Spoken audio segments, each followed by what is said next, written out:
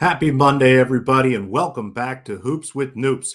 I, of course, am Noops, or better known as Alex Christensen, whichever you prefer, and let's talk some hoops. It's another night.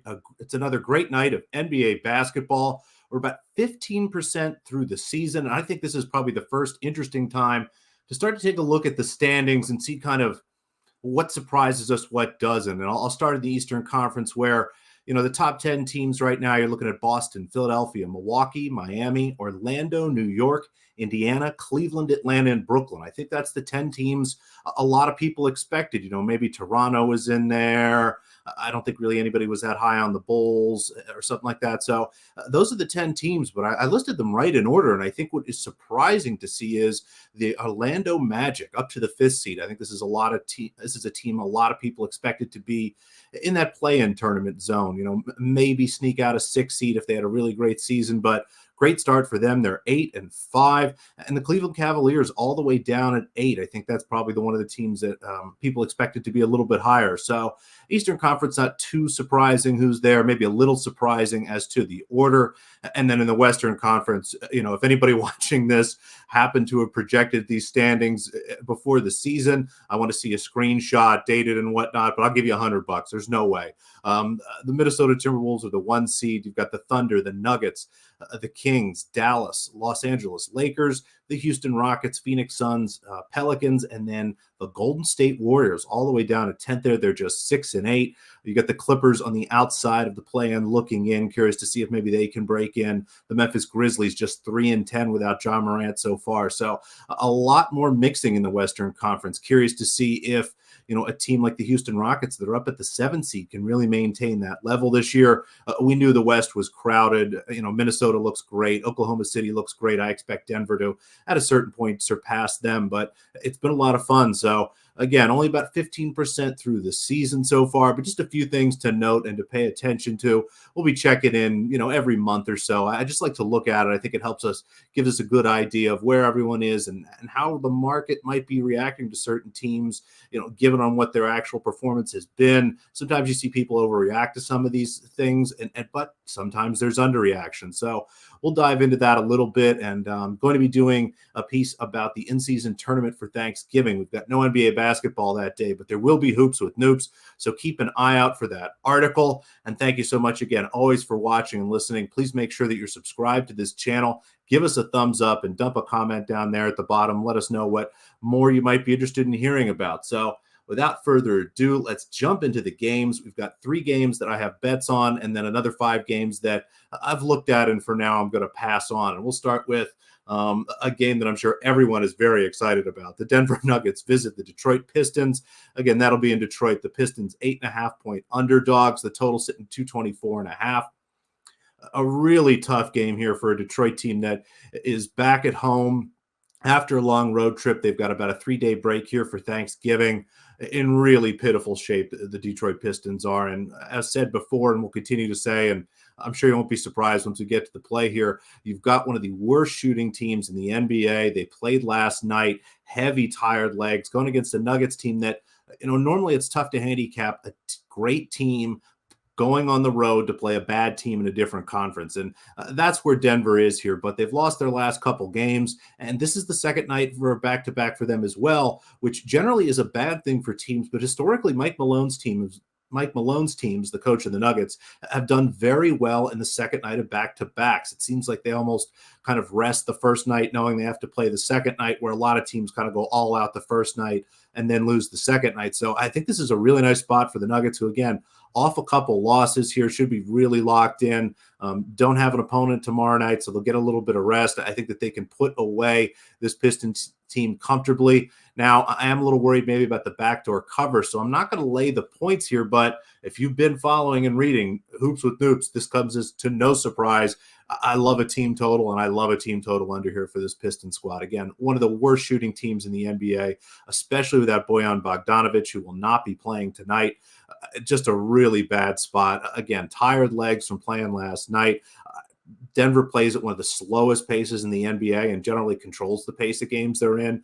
Said another way, if Denver's playing slow, so is everyone else. So I think we're going to see a slow, ugly game here. I have the Pistons at just 104, 105 points. So under 107.5 looks really nice here.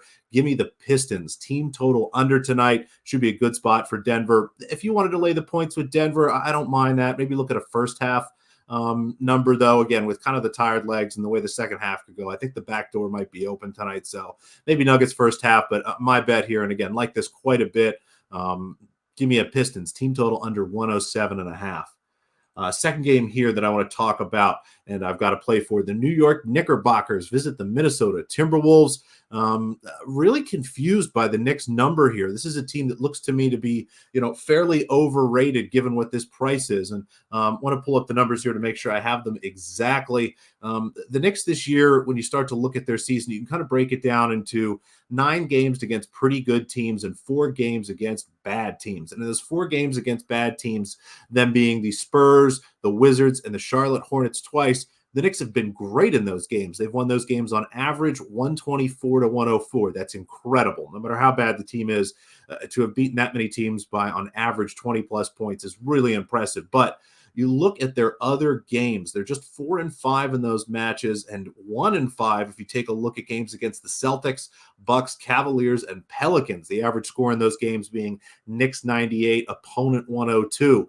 It really tells 2 very different stories here. And I think the market, again, just a little bit overreacting to the Knicks beating up on 2 bad teams here the last couple games, going into Minnesota against a team that, if you look at the scores, has maybe struggled a little bit, but playing great opponents and winning games against some of the best teams in the NBA.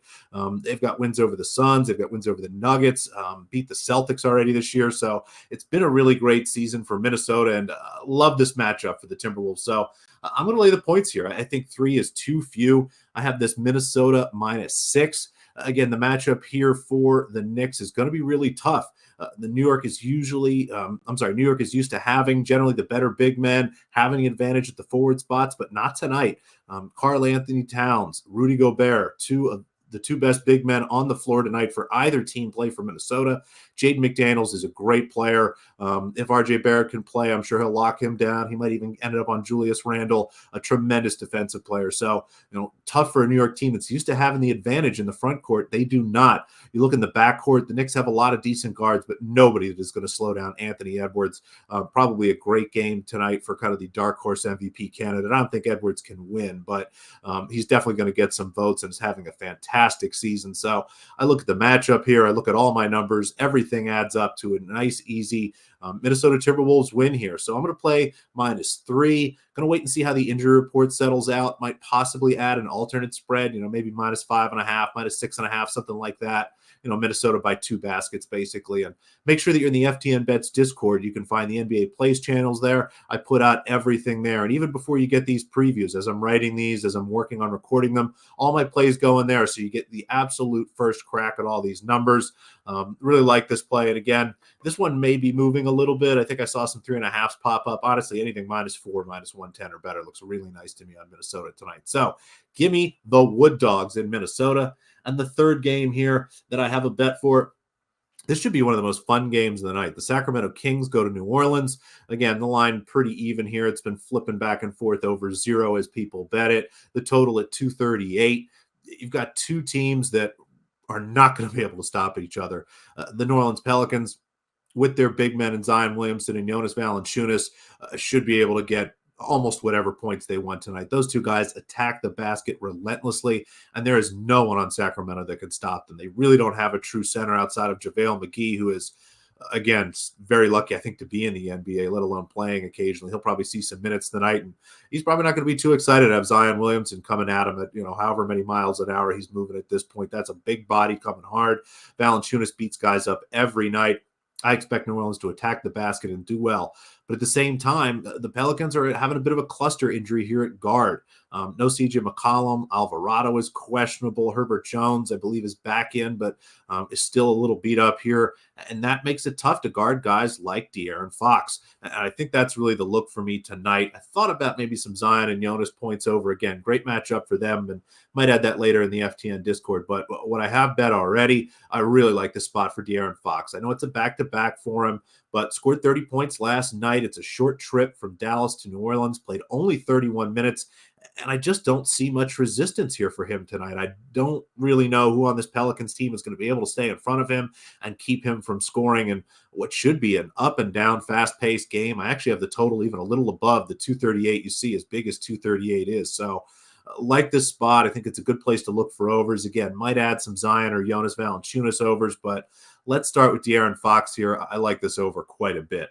For the rest of the games, again, not for Noops. These are games that, for whatever reason, and we'll go through each one of them, just don't have an angle on. Either the numbers are too close to mine or just a fly in the ointment, if you will. So let's touch on those quickly. Maybe I'll give you guys some guidance if you have some thoughts on that game yourself and maybe want some help with your handicap. And we'll start with the Boston Celtics.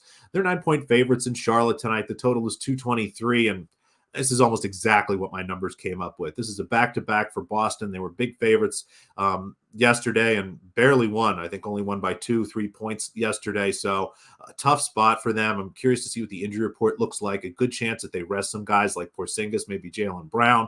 It would be a great spot to fade Boston here.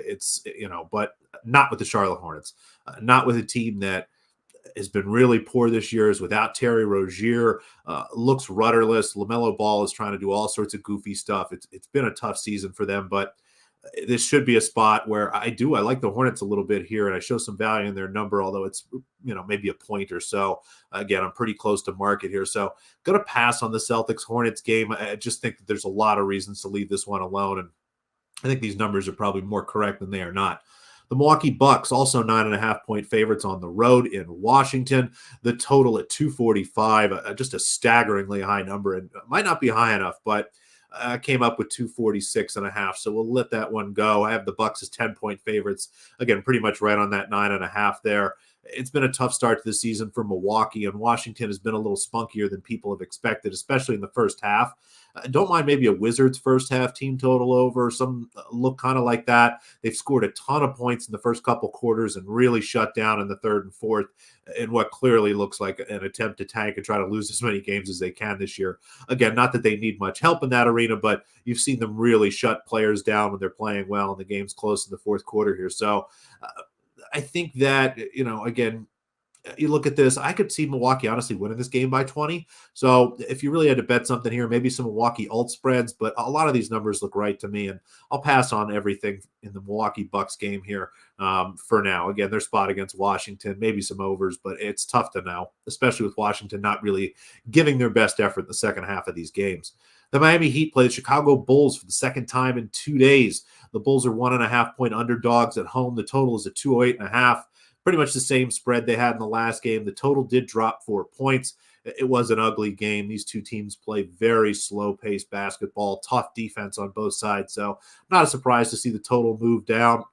Seems like a good opportunity to maybe bet the Heat to bounce back, but all these numbers look correct to me. I did bet the Heat as 2-point favorites the other day, and I'm not going to bet them as a 1.5-point favorite today. So I lean towards Miami, but have to be a little concerned about blowing that fourth quarter. I mean, bring in a lead and they lose the fourth quarter. Let me just double check here. 21-34. So outscored 13 to lose the game by 5 to the Bulls. Should be a bounce back spot for Miami, but happy to let that one go, and which should be an ugly basketball game. Another big favorite, the Los Angeles Clippers, 8-point favorites on the road. The total 230.5. And my numbers actually like San Antonio here, but it's hard, I think, for my model to understand how truly awful the San Antonio Spurs are. Wembanyama has really struggled from an efficiency standpoint. Devin Vassell has been in and out. Keldon Johnson looks okay, but the rest of the team is just a mess. There really is no true point guard here or someone to bring the ball up and kind of set some offense into motion. So a team like that generally gets swallowed up by a Clippers defense that is still pretty good, even with James Harden. So as much as you want to fade James Harden, the Clippers here, all these numbers look kind of right to me. And honestly, I would even think about maybe betting the Clippers, despite the fact that my numbers do like the Spurs. Again, it's hard to figure out how truly bad some of these bad teams are. So make sure that if you're running a model and looking into things, you're not always just blindly trusting your numbers. You have to build context around things. It's not just there's a difference, it's why there is a difference. If you don't understand why your number is different than the market, you shouldn't be betting it. Final game here to touch on. This one should be very interesting. The Houston Rockets, on the final game of their road trip after playing for about 2.5 weeks at home, have now played 3 or 4 road games, lost all of them, and finished that road trip in Golden State. Would generally be a bounce back spot. Teams don't like to leave a road trip like this without having won any games. And again, all kind of soft angles here, but in NBA regular season basketball, you're always looking for reasons to figure out which teams are locked in and which teams are not. But Houston goes up against a team in Golden State that should be absolutely as scared and focused on trying to win as soon as possible as any team. For the first time in Steve Kerr's tenure as head coach, the Warriors have lost not only 4 games in a row, but 5. All of them at home. Just staggering for a team that was one of the best home teams in the NBA last year and has been for year in and year out. It's really tough for them without Draymond Green. He is still under suspension for choking Rudy Gobert. Steph Curry is back. He's playing some great basketball, but everything else seems to be kind of falling apart here. So expecting a great effort out of the Warriors, who are 7-point favorites. The total's at 220. I think it's just hard to figure out which one of these teams you should back. My numbers were pretty close here. Again, maybe look for some Curry overs, but no official plays here for me. That's it for Not for Noops. Again, we'll run back through the games that I do like. Pistons, team total under 107.5, hosting the Nuggets tonight. The Minnesota Timberwolves, -3, hosting the Knicks at home tonight. And De'Aaron Fox to score 30-plus points and 35-plus points on the road in New Orleans. Thank you so much for watching. Really appreciate it. Again, thumbs up, subscribe, all that good stuff, and make sure you get into the FTN Bets Discord. Probably be some more plays there later. And again, you get the best of the number, all my bets as early as possible every day. Have a great day. Best of luck. I'll be back tomorrow with a written preview and back Friday in video. Best of luck until then.